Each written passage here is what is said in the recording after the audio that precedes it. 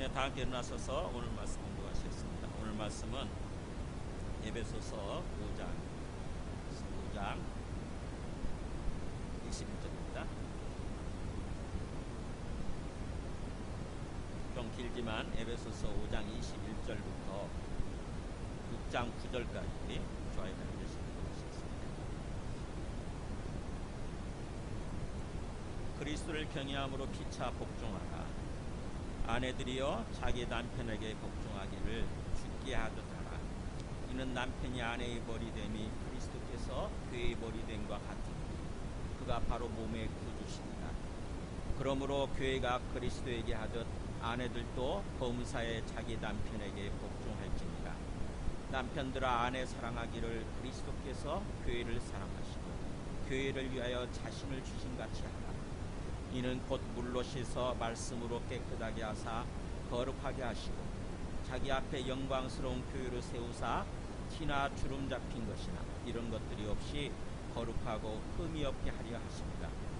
이와 같이 남편들도 자기 아내 사랑하기를 자기 자신과 같이 할지니 자기 아내를 사랑하는 자는 자기를 사랑하는 것이다. 누구든지 언제나 자기 육체를 미워하지 않고 오직 양육하여 보호하기를 그리스도께서 교회에게 함과 같이 하나니 우리는 그 몸의 지체임이라. 그러므로 사람이 부모를 떠나 그의 아내와 합하여 그 둘이 한 육체가 될지니 이 비밀이 크도다. 나는 그리스도와 교회에 대하여 말한다. 그러나 너희도 각각 자기 아내 사랑하기를 자신같이 하고 아내도 자기 남편을 존경하라. 자녀들아 주 안에서 너희 부모에게 순종하라. 이것이 옳으니라.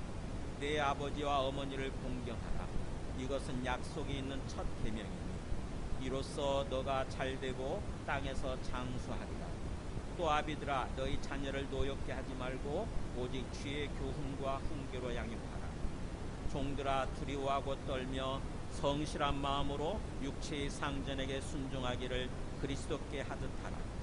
눈가림만 하여 사람을 기쁘게 하는 자처럼 하지 말고 그리스도의 종들처럼 마음으로 하나님의 뜻을 행하고 기쁜 마음으로 섬기기를 주께 하듯 하고 사람들에게 하듯 하지 말라. 이는 각 사람이 무슨 선을 행하든지 종이나 자유인이나 주께로부터 그대로 받을 줄을 알미라. 상전들아 너희도 그들에게 이와 같이 하고 위협을 그치라.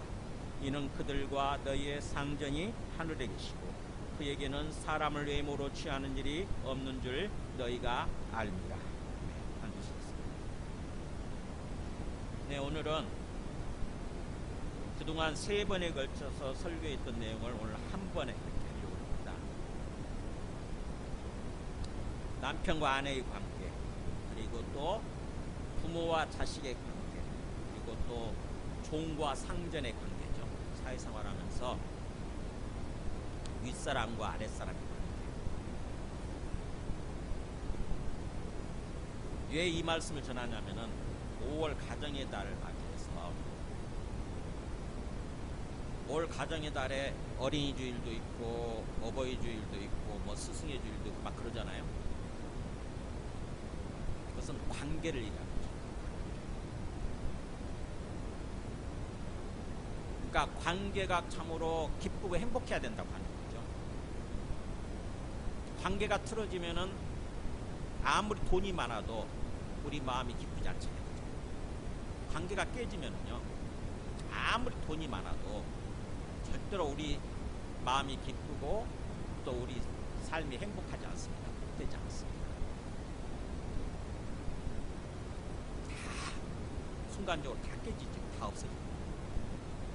그래서 하나님께서는 관계가 형통하기를 원하세요. 우리가 구원을 얘기할 때 구원이라는 게 뭐냐면은 죄와 사망에서 구원하시는 거죠. 죄와 사망의 상태에서 우리를 구원하시는 거예요. 뭘로? 의와 생명으로 바꾸시는 거죠. 의와 생명. 그게 우리 이 에베소서 그 복음, 지금 에베소 6장까지 있잖아요. 에베소 6장이 어떻게 구성되어 있냐면은 3장으로 구성되어 있어요. 3장까지는 복음에 대해서 얘기해요. 예수님을 통해서 우리를 구원하시려고 하는 게 어떤 것인지 그 복음의 구원의 개념, 구원의 개념에 대해서 얘기하고 4장부터는 그에 합당한 삶을 사는 것. 우리가 그 복음을 듣고 예수님을 믿게 됐다고 한다. 그래서 예수님을 믿어서 구원받았다고 한다면은 어떤 삶을 살아야 되느냐, 어떤 삶으로 이렇게 나타나야 되느냐 하는 거죠. 그래서 4장 1절부터는 부르심이 합당하게 행하라 그렇게 돼 있잖아요. 너희가 부르심을 받은 일에 합당하게 행하라, 합당하게 살라는 거죠. 그러니까 구원받은 대로, 구원받은 그 모습에 합당한 대로 삶을 살라는 거죠. 그게 4장, 5장, 6장이죠. 그 맥락에서 오늘 말씀이 주어져 있죠. 여러 관계, 우리 인생이라고 하는 게 관계지 않습니까? 우리 인생이 일만 하는 게 아니고, 혼자서 묵묵히 일만 하는 게 아니고 관계예요. 관계. 우리 삶의 인생의 본질은 관계입니다.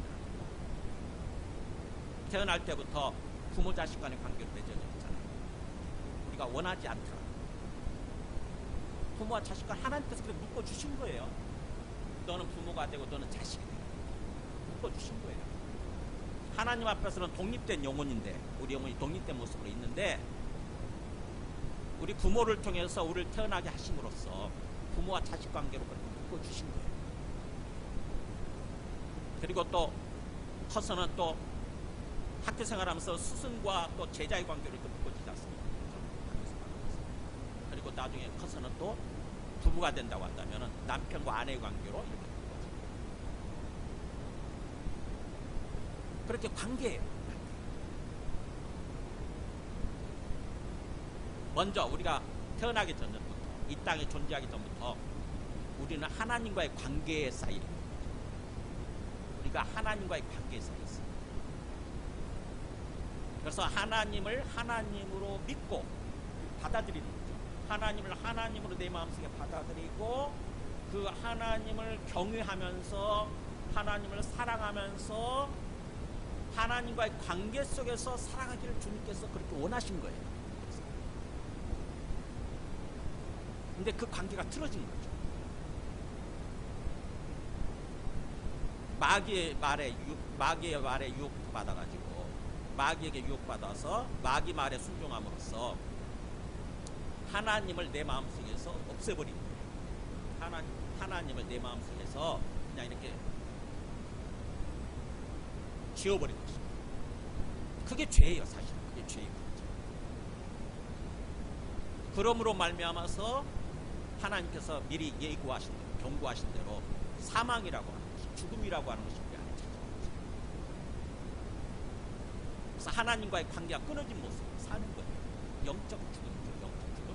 하나님과의 관계가 끊어진 모습으로 그냥 어떻게 보면 임시적인, 일시적인 삶을 살아가는 거예요.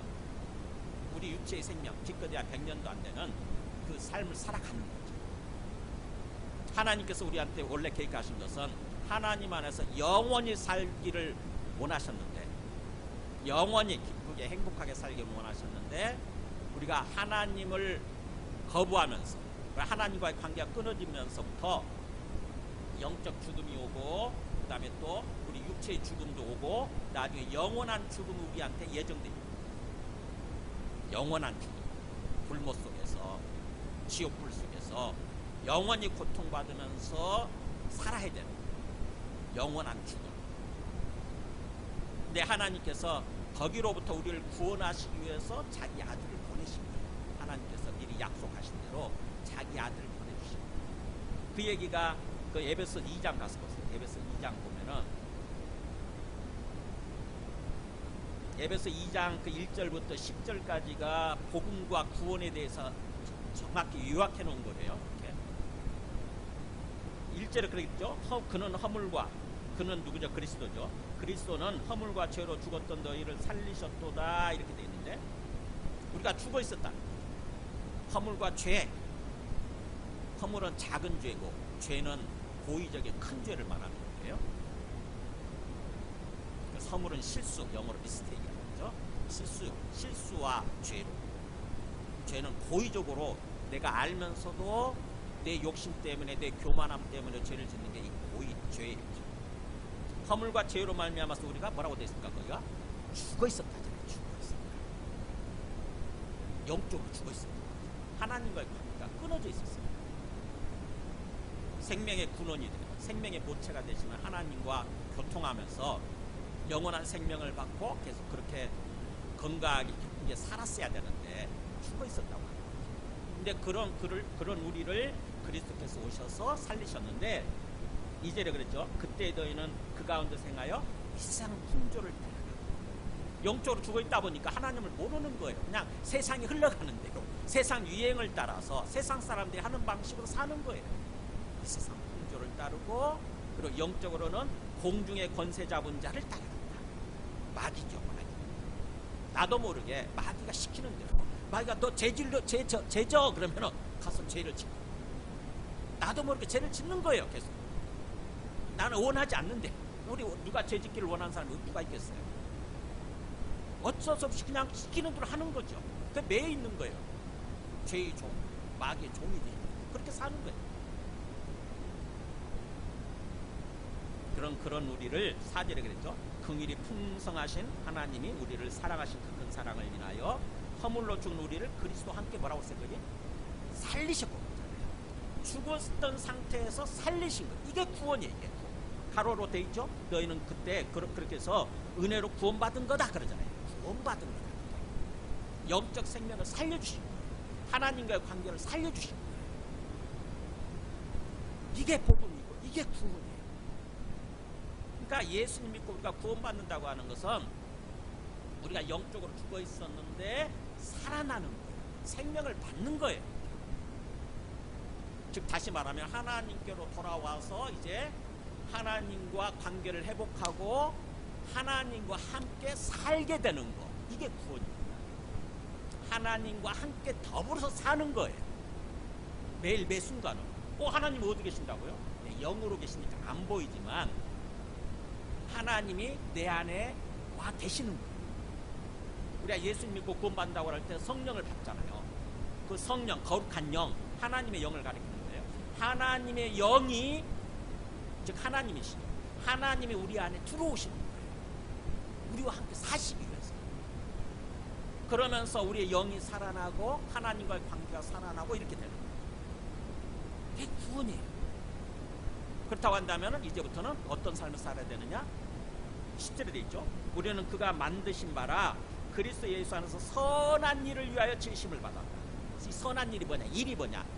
행위를 가리키는 거고 삶을 가리키는 거예요. 그리스도 예수 안에서 선한 삶, 착한 삶, 즉 하나님의 뜻대로 창조하실 때 하나님의 뜻대로 살아가는 삶이에요.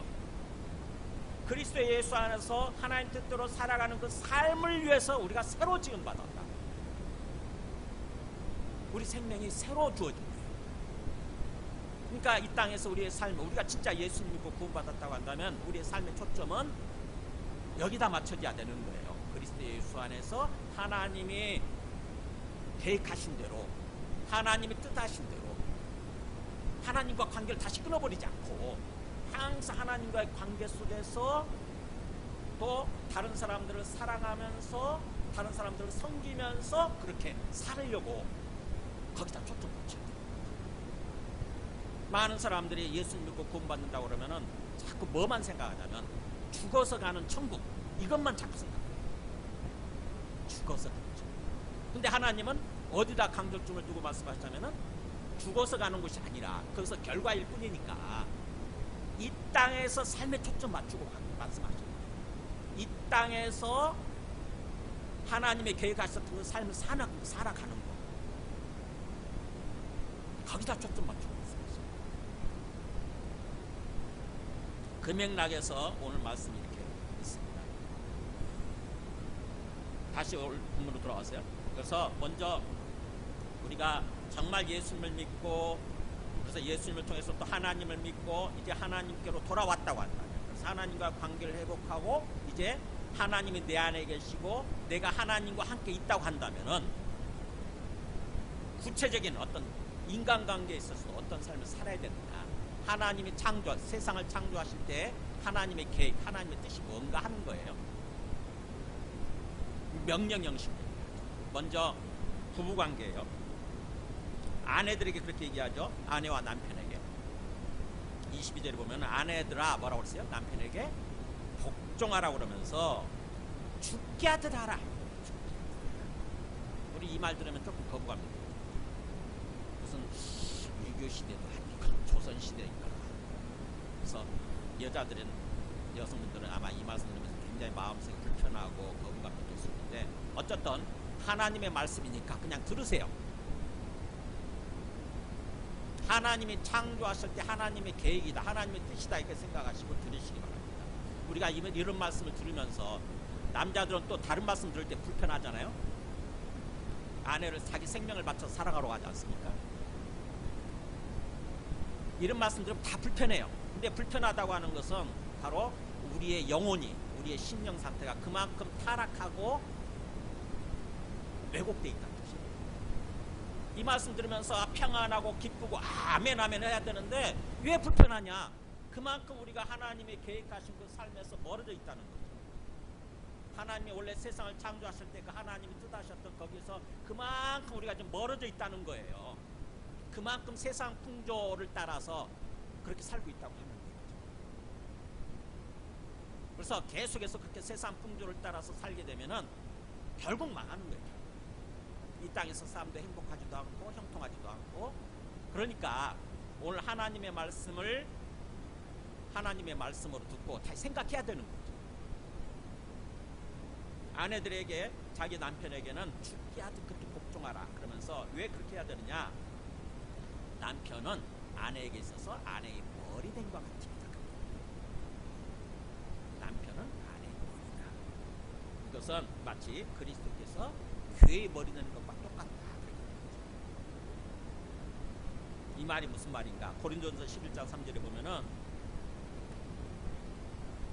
고린도전서 사도 바울이 이렇게 강조해요. 나는 너희가 알길 원하노니 그러면서 각 남자의 머리는 그리스도고 여자의 머리는 남자고 그리스도의 머리는 하나님이시니라, 이렇게 했어요.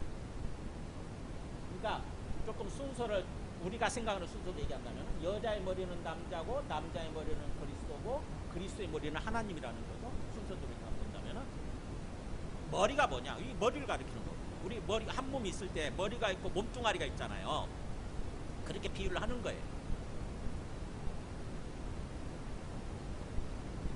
여자와 남자의 관계는 남자가 머리 위치에 있고 여자는 몸뚱아리 위치에 있다고 하는 거죠. 그게 그리스도와 교회 관계도 마찬가지라는 거예요. 그리스도께서 교회의 머리가 되시는 분이시고, 그 다음에 교회는 그리스도의 몸뚱아리가 되시는 분이시고, 그 다음에 또 그리스도와 하나님 아버지의 관계에 있어서 하나님께서 그리스도의 머리로 계시고 그리스도는 하나님의 몸체라는 거예요. 그렇게 되십니다. 그렇게 알고, 그래서 우리가 몸매에 있어서 보면은 그렇잖아요. 이 몸뚱아리 입장에서는 머리가 어떻게 보면 머리가 핵심적으로 뭔가를 지시하고 판단하고 그러지 않습니까? 결정을 하고. 그러면 거기에 순종하는 거죠. 그러는 것처럼 그렇게 남편과 아내의 관계에 있어서도 남편을 머리로 알고 머리에게 복종하라는 거예요. 이 복종하라는 말이 나중에 그 부모와 자식 간의 관계를 얘기할 때는 6장 1절에 보면은 자녀들한테는 순종하라 이렇게 됐는데 조금 달라요. 다른 단어를 씁니다.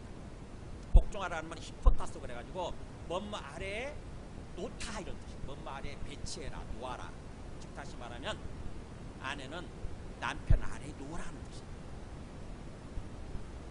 그게 질서라는 거예요. 하나님 창조 질서라는 거죠. 순종하라는 조금 달라. 순종은 힙합구옥 해가지고 밑에 아래에서 듣는 것을 가리켜, 경청하는 것을 가리켜. 자식은 부모 말에 이렇게 부모 밑으로 들어가서 그 아래에서 이렇게 그 말을 경청하는 거예요.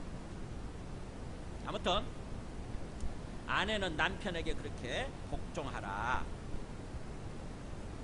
그래서 교회가 그리스도에게 그렇게 복종하듯이 아내들도 범사에 그랬어요. 이것은 복종하고 저것은 복종하지 않고 이게 아니라 범사에, 모든 일에 기본적으로 그렇다. 기본적으로 범사에 남편에게 복종하라. 이 말씀 드리면 여자들은 불편하고 남자들은 의기양양할 수도 있는데 그렇지 않습니다. 그 다음 말은 더 기준이 커요. 남자들은 25절부터 이제 31절까지는 남자들한테 훨씬 분량이 많잖아요. 훨씬 분량이 많죠. 훨씬 명령어가 많아요.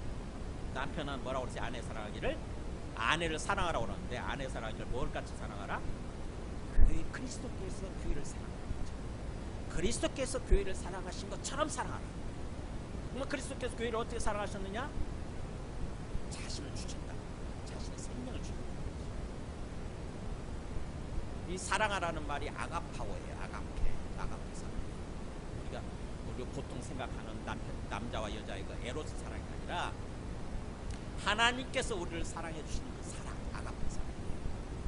헌신적이고 무조건적인 사랑, 희생적인 사랑이에요. 남자들한테는, 남편들한테 그걸 요구하시는 거예요. 그리스도께서 사랑하신 거죠. 그리스도께서는 교회를 어떤 식으로 사랑하셨느냐? 26절, 27절이에요. 그냥 사랑이 아니라 뭔가 뚜렷한 목표가 있으셨던 것 같아요. 이는 곧 물로 씻어 말씀으로 깨끗하게 하사 거룩히 하게 하시고 자기 앞에 영광스러운 교회로 세우사, 이렇게 나오죠. 4단계로 얘기를 해요. 그리스도께서, 우리 교회라고 하는 것은 우리 예수 믿는 사람들이에요. 하나님의 백성들을 가리켜요. 우리 예수 믿는 사람들, 하나님의 백성들을 사랑하셨는데 어떤 식으로, 어떤 단계별로 사랑하셨느냐, 어떤 목적으로 사랑하셨느냐. 먼저 물로 씻었다고 그러죠. 세례를 가리켜요.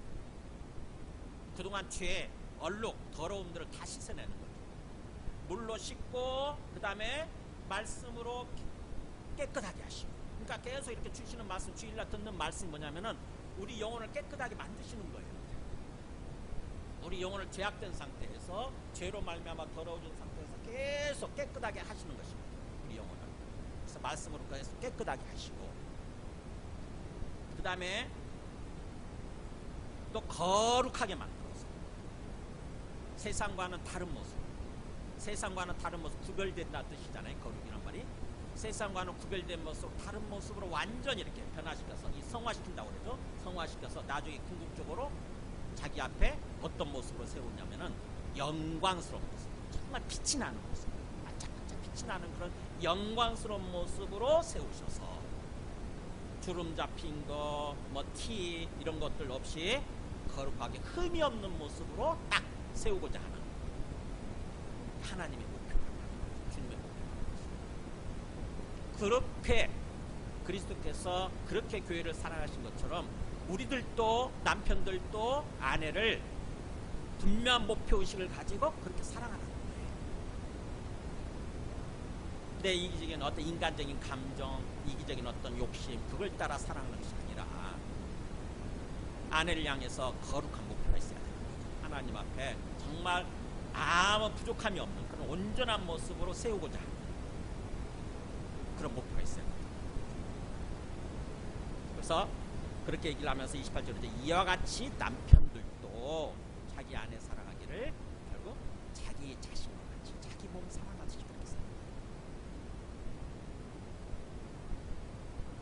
자기 아내를 사랑하는 것은 자기를 사랑하는 것 같다.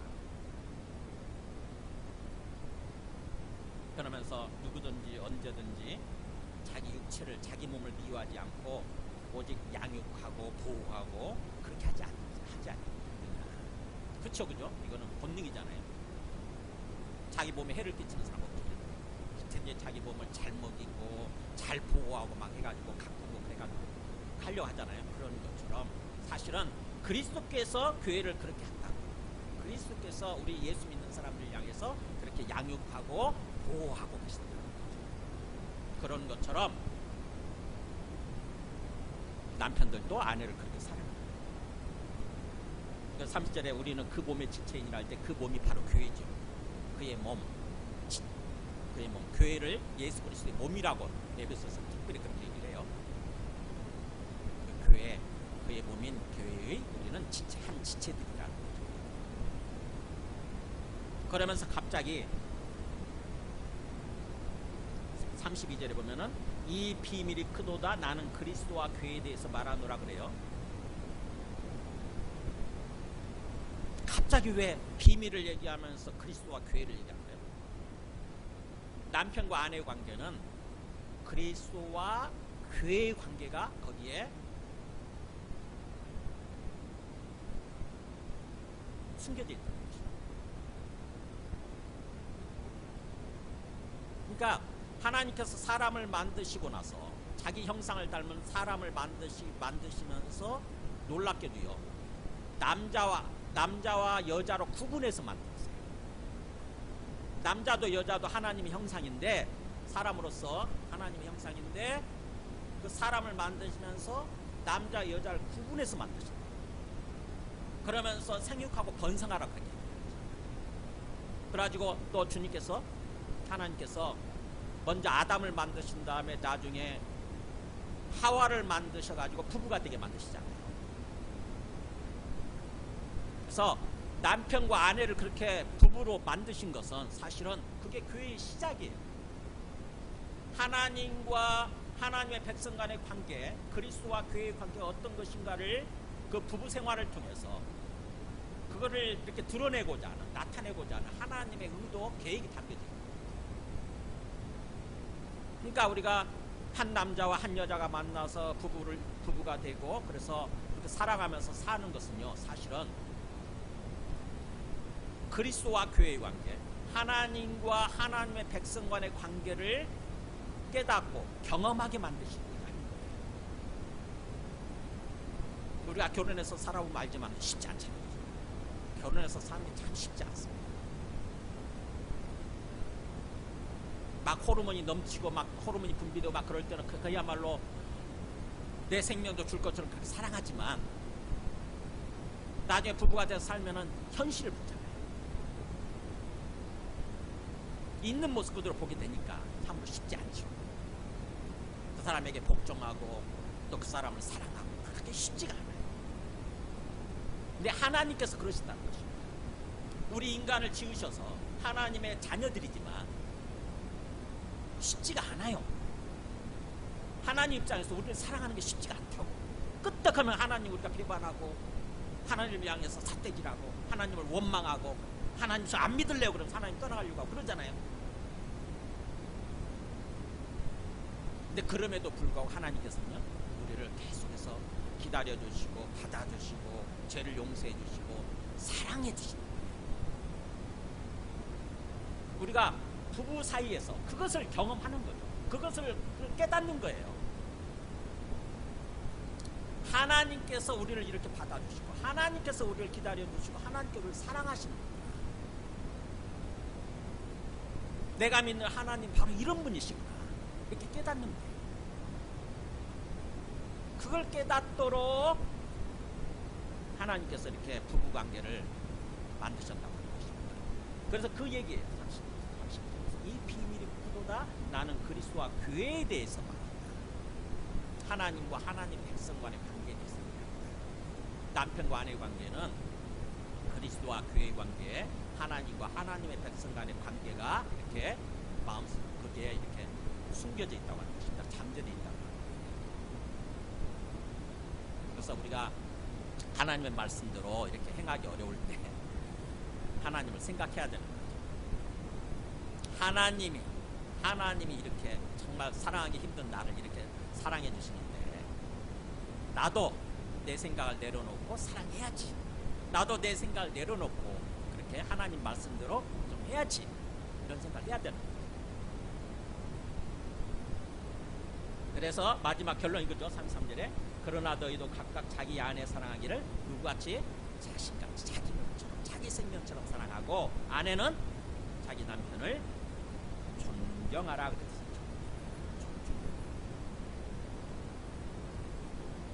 요것만 돼도 아마 가정이 굉장히 화목하고 가정이 행복할 거예요. 근데 지금 세상이 가는 어떤 방향으로 그렇지 않죠, 그죠? 정반대 이런 말씀 드리면은 이렇게 목사님 구닥다리예요. 무슨 유교 시절, 유교 조선 시대입니까? 그러면서 하나님의 말씀. 저도 이런 말씀 전하면서 사실은 굉장히 많이 힘들어요. 저도 이 말씀대로 제대로 살고 있느냐? 그렇지 않거든요. 근데도 이 말씀을 들으면서 다시 한번 다짐하는 거죠. 우리를 향한 하나님의 계획, 하나님의 목표가 이거라고 한다면 순종해야지. 다짐하는 거죠. 가정이 가정이 제대로 이렇게 세워지고 가정이 행복해야 우리 인생 전체가 이렇게 형통하고 행복해져요. 유교에서도 그 얘기를 하잖아요. 공자가 얘기했는지 맹자가 얘기했는지 모르는데 가와만 쓰세요. 가정 이런 말 아시죠? 수신체가 지극정찰.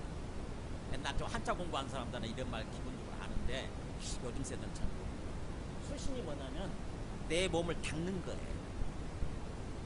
즉 내가 먼저 이렇게 제대로 세워지는 거예요. 영적으로 얘기하면 우리의 심령이 제대로 세워져야 돼요. 수신.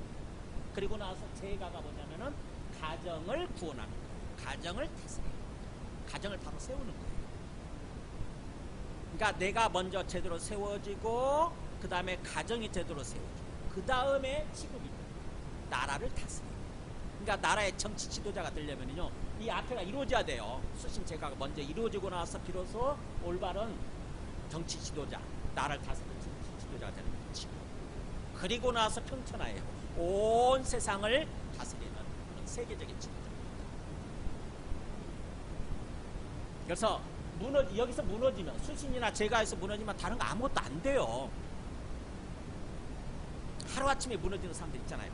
정치 지도자가 되고 세계적인 지도자가 됐는데 하루아침에 무너지는 사람들 많이 보잖아요. 앞에가 무너져버려요. 수신자.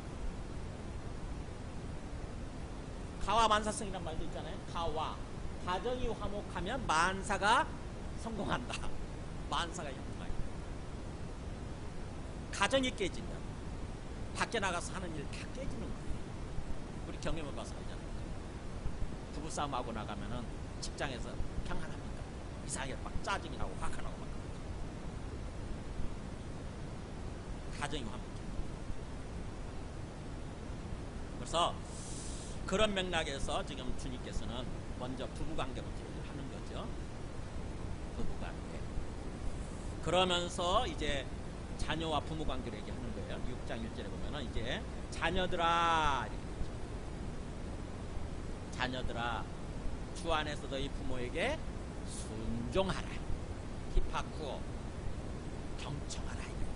부모의 말을 경청하라. 항상 부모님이 말씀하실 때 그 밑에서 바짝 고개를 숙이고 몸 자세를 낮추고 부모님께서 뭐라고 말씀하시려고 하시는지 그 말을 경청하라. 이게 순종하라. 그러면서 이것이 뭐라고 돼 있어요? 옳은 거다. 이렇게 옳다는 말이 우리는 그냥 아무렇게나 이렇게 듣는데 사실은 우리 다른 성경에서 다른 데서 의롭다는 말 들어보시죠. 의롭다. 의롭다는 뜻이에요. 지카이오스. 의롭다는 말이에요. 즉 다시 말하면 아까 구원받는다고 할 때 죄와 사망에서 구원받았을 때 죄가 의로 바뀌고 그 다음에 사망이 생명으로 바뀐다고 얘기를 했어요. 그 죄가 의롭게 바뀌는 거 이거예요. 그러니까 구원받은 상태라는 거죠. 부모 말에 순종하는 것이 의로운 거래요. 구원받은 모습이래요. 주님께서 구원받은 어떤 그 삶의 모습이라고 하는 거죠. 우리는 부모 말에 대해서 요즘 보면은 옛날에는 그래도 유교 시절만 해도 부모에 대해서 그렇게 중요시 여기고 부모에게 효도하려고 하고 부모를 공경하려고 하는 게 있었는데 이상하게 그게 자꾸 약해지고 없어져요.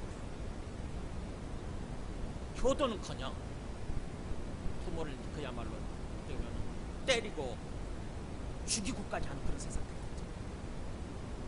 그래서 부모들도 요즘 부모들도 기대하지 않더라고요. 자식한테 뭔가 받는 거 기대하지 않더라고요. 아예 다 포기하고 살아요. 부모는. 참 서글프고 하나님이 창조하셨을 때 그 하나님의 그 뜻은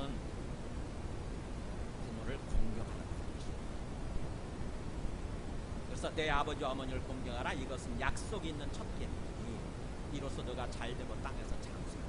그러니까 하나님 앞에서 의로운 모습, 어떻게 보면 죄가 없이 구원받은 모습일 뿐만 아니라 부모를 공경할 때 오히려 하나님께서 상급을 주신다는 거죠. 보상해 주신다는 거죠. 뭐냐면은 너가 잘되고 땅에서 장수한다는 거예요.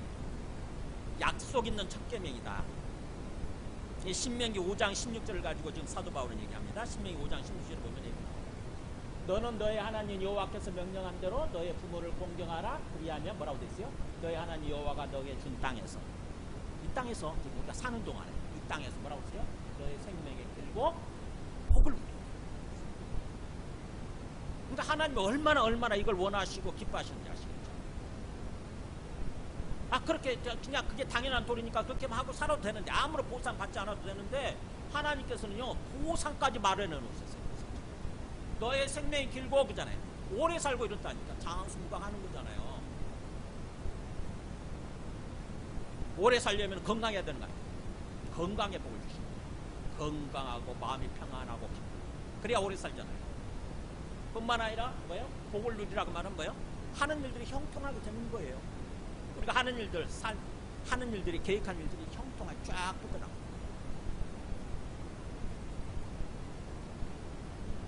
그러니까 어떻게 보면은 하나님께서 가장 바라시는, 이게 사실은요, 부모와 자식 간의 관계는 하나님과 우리의 관계가 거기에 또 반영되어 있는 거예요.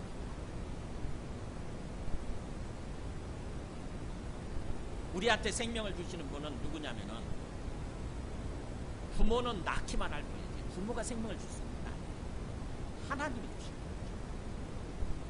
그래서 하나님 우리한테 생명을 주셔서 하나님이 사실은 부모죠. 하나님이 우리의 모체가 되는 거고, 하나님의 영적 부모 되신 분인데, 그렇다면 그분이 우리를 돌보고 양육하고 그래야 되는 거지 않습니까?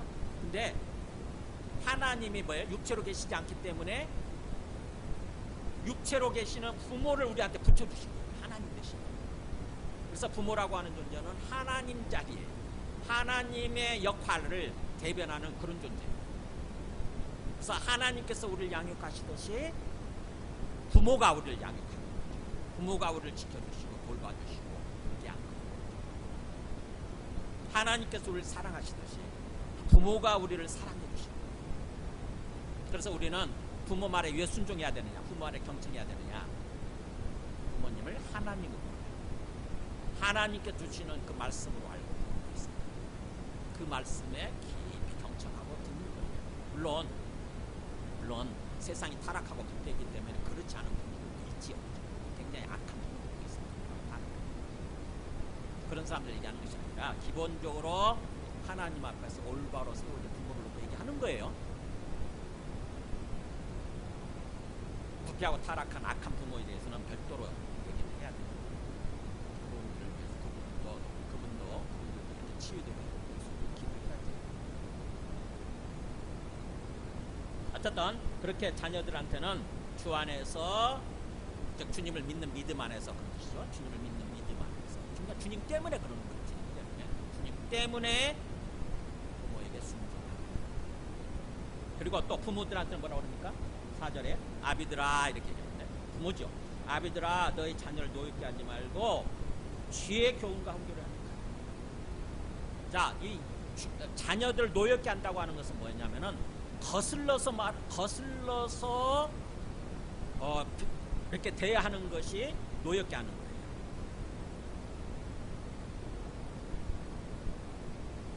바로 오그리죠. 이렇게 되시더라. 거슬러서 화나게 만든다.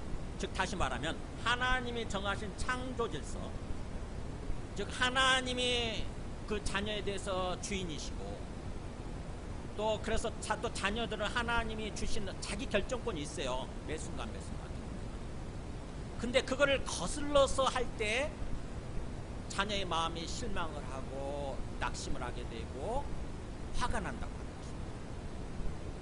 그렇게 하지 말라는 거예요. 그래서 거슬러서 노엽게 하지 말고 주님께서 교육하시고 주님께서 훈계하시듯이 주님의 교훈과 훈계로 양육하라. 이 아이는요, 우리 앞에 있는 아이들은요, 마치 우리가 낳기 때문에 자칫하면 우리가 내 소유물이다, 내 거다 이렇게 착각하기 쉬워요. 대부분의 사람들이 그렇게 살잖아요. 그래서 내 거라고 생각하기 때문에 그냥 내 마음대로, 내 욕심대로, 세상 추세대로 막 그렇게 다루려고 하는 거죠. 세상 풍조를 따라 그렇게 살아요. 그렇게 되면은요, 아이의 그 하나님께서 주신 그 자기 결정권, 자기 어떤 의지 있잖아요. 그 꺾여요. 꺾입니다.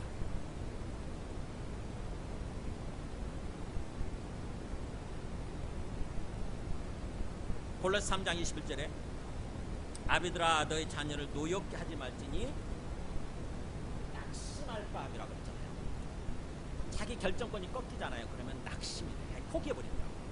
그 다음부터 이제 완전히 어떤 노예처럼 기계적인 인간이 돼가지고 부모가 하라면 좀 더 조금 하면 쉬는 데다가 부모 없네? 안 보내?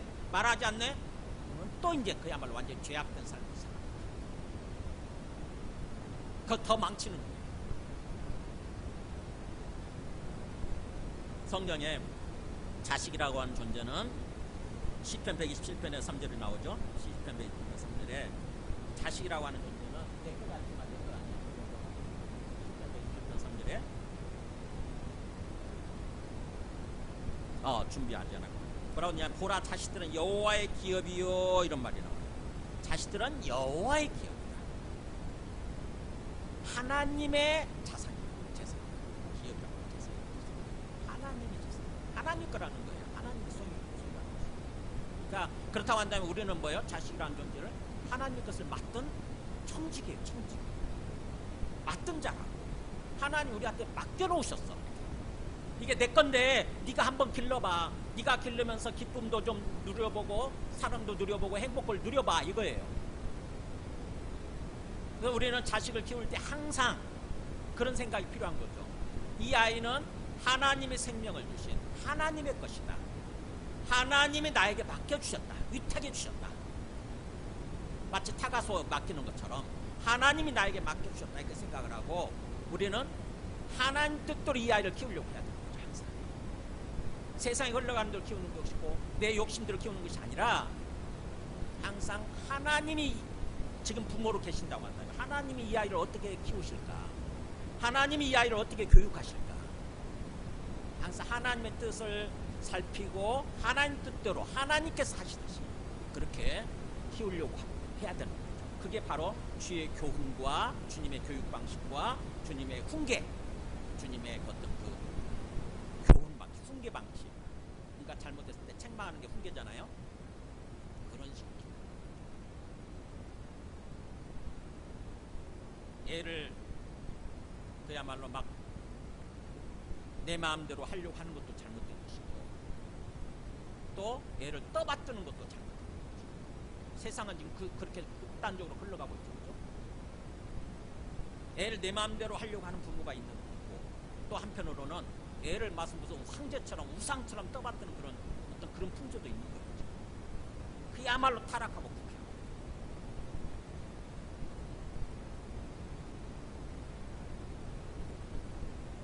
제가 서초동 사람이 있을 때 반포에 있는 어떤 가정을 신방을 했는데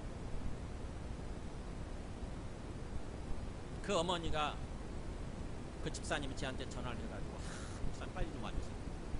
그래서 봤어요. 자기 아들이 현대고등학교 다녔어요. 압구정도 현대고등학교 다녀가지고 막 엄마를 향해서 갑자기 이 의자를 가지고 치고 던졌다는 거예요. 얼마나 놀랬겠어요. 그래서 가봤더니 아이가 학원에 갔다 와서 이제 다른 학원 가려고 잠시 쉬고 있는데 엄마 입장에서 그게 걱정이 된다 봐요. 공부하라고. 공부하지 않냐. 공부하라고. 이렇게 한 거예요. 그러니까 순간적으로 아이가 돌아버릴 것 같아요. 화가 나가지고 엄마를 향해서 의자를 치고 던졌어요. 그래서 제가 그 집사님한테 얘기했어요. 집사님, 이 아이도 스스로 얼마나 고민이 걱정이 됩니까? 얼마나 그 치열한 경쟁 사회입니까? 한서울 간다. 다 친구들 공부하고 자기도 공부 뭐 해야 되고 공부 잘하고 싶은데 그렇게 되지 않을 때 근데 마음이 걱정이 됐잖아요 스스로. 그러면 그걸 격려하고 뭔가 위로하고 오히려 그걸 기다려주고 그랬어야 되는 건데 그 잠시 쉬는 걸 못 본 거죠. 다그치니까 순간적으로 아이가 정신을 잃고 뭐 어떻게 보면은 완전히 어떻게 보면은 어떤 뭐죠 이게 침착한 평장을 잃고 그렇게 한 거죠. 그래서 제가 집사님한테 조언을 드렸어요. 집사님 조금 거리를 좀 두시라고. 이 아이한테 좀 거리를 좀 두시라고. 그냥 집사님 취미생활 하시고 이 아이 좀 거리를 두시라고. 스스로 좀 공부할 수 있게 하는 것입니다. 다행히도 그 집사님이 저의 조언을 잘 받아들이시고 집사님도 수영하러 다니시고 막 취미 생활하고 그랬어요. 그랬더니 이 아이가 오히려 스스로 공부합니다. 나중에 그랬더니 엄마 미안해. 엄마 미안해. 제가 순간적으로 헷갈다 해가지고 미안해. 제가 공부할게.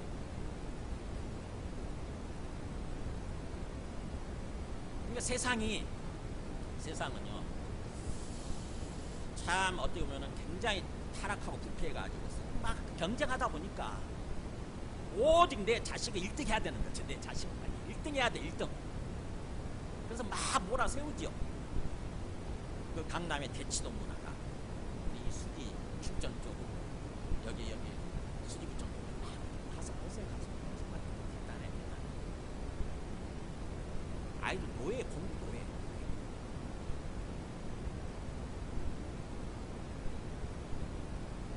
그렇게 좀 그럼 지혜롭게 하나님의 뜻을 살펴서 이 아이가 뭐가 스스로 결정을 하고 스스로 할 수 있도록 또 자기주도권이라고 그러나요? 자기주도권이 있잖아요. 막 시키지 않아도 자기가 하고 싶어서 뭔가 내가 해야 되기 때문에 하는 거 있잖아요. 그렇게 자기주도성을 키워줘야 돼요.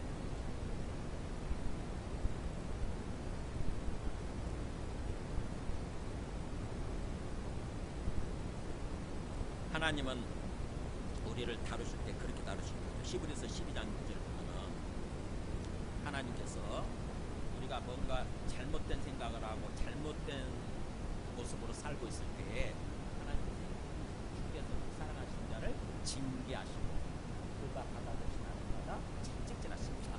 책찍질 회초라고 생각해요. 회초를 빼주세요. 요즘은 뭐예요? 그렇게 하지 않죠. 학교에서 만약 어떤 교사가 아이를 뭔가 그렇게 막 심하게 책망을 하고 막 그러면 난리 나잖아요. 그죠? 고소 들어가잖아요. 당장 고소 들어가잖아요. 그래서 아예 요즘 풍조가 교사들이 아이들 전혀 안 건드린대요.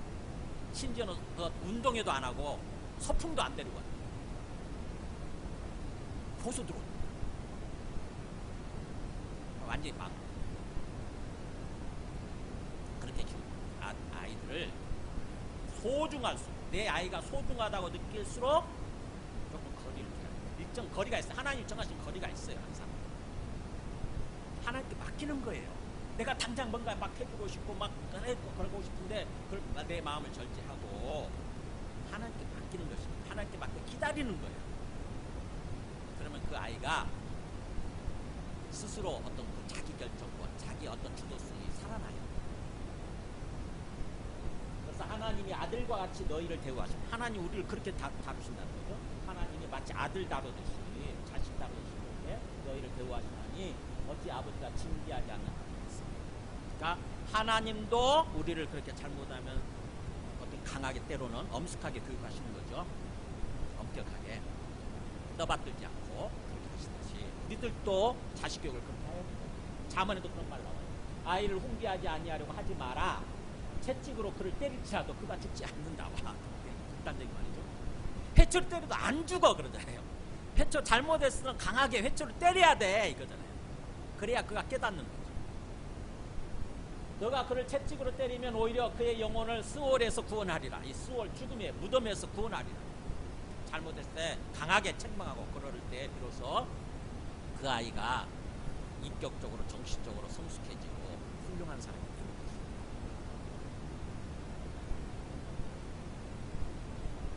그 다음에 이게 세 번째, 이제 여기 5절부터 보면은 이제 일상의 사회생활을 하면서 사회적인 관계죠. 직장에서나 이렇게 보면 항상 우아래가 관계가 맺어지지 않습니까? 그때 당시는 노예 사회였으니까 종이 있고 주인이 있었죠. 그래서 밑에 아래 위치에 있는 종들한테 얘기를 하죠. 종들아 두려워가 떨며 성실한 마음으로 육체의 그 상전에게, 육체의 주인에게 순종하기를 그리스도께 합니다. 그러니까 육체의 상전에게 순종해야 되는데 이것도 역시 아까 죽게 하듯이 그리스도께 하듯이 순종하라. 이 순종도 역시 아래서 듣는 것을 가르쳐요. 위에 사람이 얘기하면 나의 자세를 숙이고 고개를 숙이고 경청하라. 뭘 얘기하려고 하시는지. 먼저 막 내 생각이 앞서가지고 막 내 뜻을 고집하면서 내 생각을 고집하면서 그러지 말고 잘 귀 기울여 들으라는 거죠. 제대로 안 듣는 바람에 그 뜻을 몰라가지고 내 마음대로 행하는 바람에 또 책망 듣잖아요. 그러니까 먼저 잘 듣는 게 중요해요. 내가 잘못 알아들었으면 계속 질문을 해야 돼요. 아, 이거요? 아니면 이렇게 말씀하셨어요? 이렇게 자꾸 물어야 되는 거죠. 그래서 정확히 뜻을 알고 그렇게 행동해야 되는 거예요. 그래서 눈가림만 하여 사람을 기쁘게 하는 자처럼 하지 말고 그리스도의 종들처럼 그리스도의 종으로서 이런 뜻이에요. 우리는 그리스도의 종이다라고 하는 그리스도의 종으로서 마음으로 하나님의 뜻을 행하고, 그러니까 뭐예요? 나는 지금 하나님의 뜻을 행하고 있다. 단순히 이 인간 못마땅한 내 육체의 어떤 그 상전에게 이렇게 순종하는 것이 아니라 나는 하나님의 뜻을 행하고 있다. 나는 그리스도의 종이다. 라고 하는 그런 생각을 갖다는 거죠. 그래서 마치 눈가림만 하는 듯이 그냥 내가 인간으로서 뭔가 하려고 하면은 그런 생각을 하죠. 이 사람이 보고 있으면은 뭔가 그럴듯하게 하는 모습으로 보이다가 이 사람만 사라지면 대충 덮어버리는 거예요. 설마 그런 사람이 있을까요? 있더라고요. 자, 지금 저도 직장생활 해봤습니다. 직장생활 하면서요. 그런 사람들이 꼭 있어요.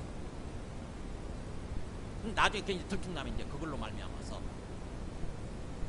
큰 해를 입는 거죠. 그렇게 하지 말고 눈가림만 하여 사람을 기쁘게 하는 자처럼 하지 말고 나는 그리스도의 종으로서 기쁜 마음으로 하나님의 뜻을 행한다 이런 생각을. 그래서 기쁜 마음으로 섬기기를 죽게 하다고 사람들에게 하지 않는다. 이런 자세가 필요합니다. 탈무드에 미켈란젤로 성당인가? 그 성당을 지을 때 미켈란젤로가 막 돌을 다듬고 있는 석공한테 이렇게 석공들 보면서 말을 건 거예요. 첫 번째 석공한테 아이고 수고하십니다. 힘드시죠? 그랬더니 아이고 저 죽지 못해서 좀 일을 하고 있습니다. 보이시지 않습니까? 힘듭니다.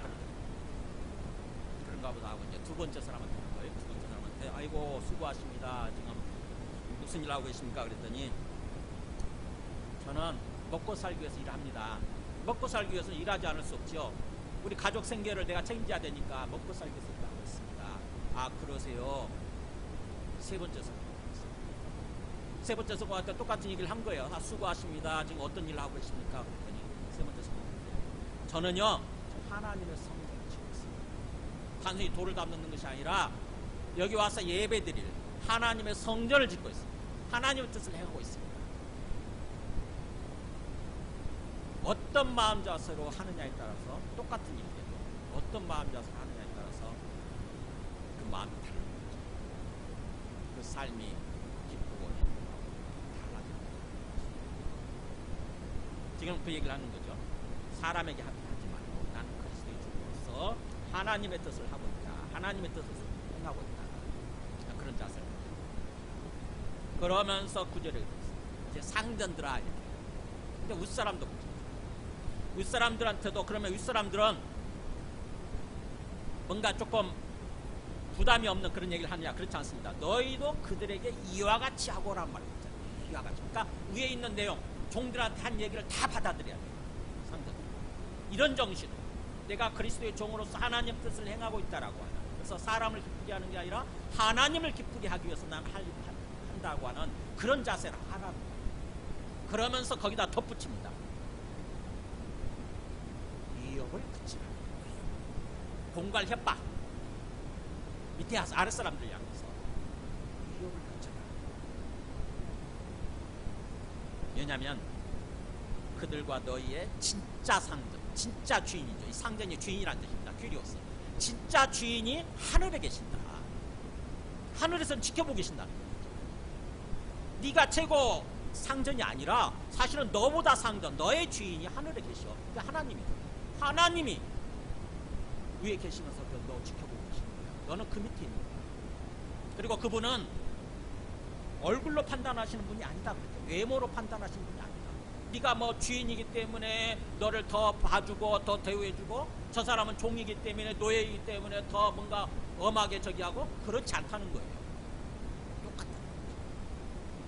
신분에 따라서 판단하는 것이 아니라 그 하는 일, 마음 자세에 따라서 하나님은 판단하신다는 것입니다. 그분은 사람을 외모로 취하는 일이 없는 줄 너희가 알고 있지 않느냐. 그래서 우리가 어떤 자세로 행동하느냐에 따라서 상전이 됐던 밑에 아랫사람이 됐던 종이 됐던 주인이 됐던 간에 똑같이 그 보상을 받는다는 얘기를 가운데다 띄워놨습니다. 8절에 보면 이는 각 사람이 무슨 선을 행하든지 종이 됐든 자유인이 됐든 주께로부터 그대로 받을 줄 알아요. 그러니까 우리가 정말 선한 마음으로 선하게 착하게 행동을 하면 하나님이 거기에 보상을 주신다는 것입니다. 그래서 우리는 항상 주님을 믿는 마음으로 살아야 됩니다. 그래서 오늘 말씀 보면은 하나하나가 어렵잖아요. 사실 우리 모두가 다 여기에 연결되어 있지 않습니까? 그렇죠? 새 관계에 다 연결되어 있잖아요. 남편, 결혼한 사람들 남편과 아내 관계든지, 아니면은 부모와 자식 간의 관계든지, 아니면 직장 생활하고 사회생활 하면서 윗사람과 아랫사람 다 한두 가지 다 연결되어 있잖아요. 근데 그 관계에 관한 말씀을 주셨는데 하나하나가 어려워요. 쉽게 우리가 행할 수 있는 관계 어려워요. 왜 어렵느냐? 내 영혼이 부패하고 타락했거든요. 우리의 영혼이 하나님께서 창조하실 때처럼 그렇게 정결한 상태로 성결하고 거룩한 상태로 남아있는 것이 아니라 하나님을 부인하면서 하나님을 떠나면서부터 부패하고 타락했어요. 마귀의 성품으로 바뀌어있는 상태예요. 그래서 힘든 게 이게 불편해요. 근데 이런 얘기를 어떻게 순종할 수 있느냐? 이 불편한 얘기, 순종하기 힘든 얘기를 어떻게 순종할 수 있느냐면 21절에 보시면 그리스도를 경외함으로 키가 뭐있냐? 순종할 수 있는, 말씀대로 살아갈 수 있는 키가 뭐냐면은 그리스도를 경외하는 거예요. 그리스도가 주님이죠. 주님을 경외하고, 주님을 경외한다는 게 뭡니까? 주님을 믿고 주님 앞에 서 있는 거예요. 주님 앞에 서 있는 것입니다. 즉 다시 말하면 주님이 내 앞에 계신다. 주님이 내 위에 하늘에서 이렇게 지켜보고 계신다. 주님이 또 내 안에 함께 계시고 나를 붙들고 계신다. 이걸 믿는 거예요.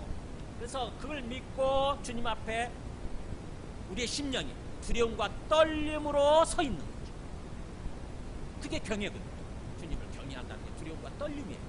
이게 건강한 것입니다. 주님을 믿는다고 그러면서도 두려움과 떨림이 없으면요, 교만한 거예요.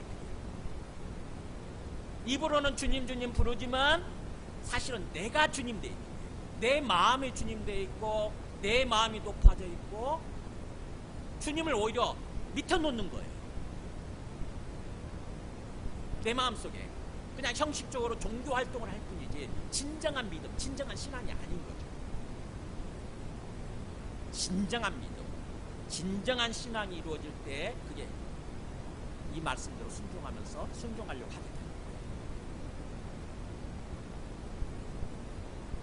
그리스도를